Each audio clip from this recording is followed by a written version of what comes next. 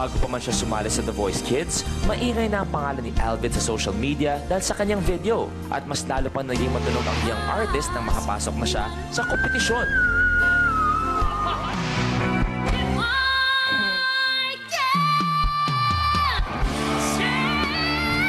At ngayong sing-offs, muli niya papatunayan na he is deserving of a slot in the live shows. Okay, ano ang napili mong kanta? Through the Fire. Kanta po ito ng buhay ko.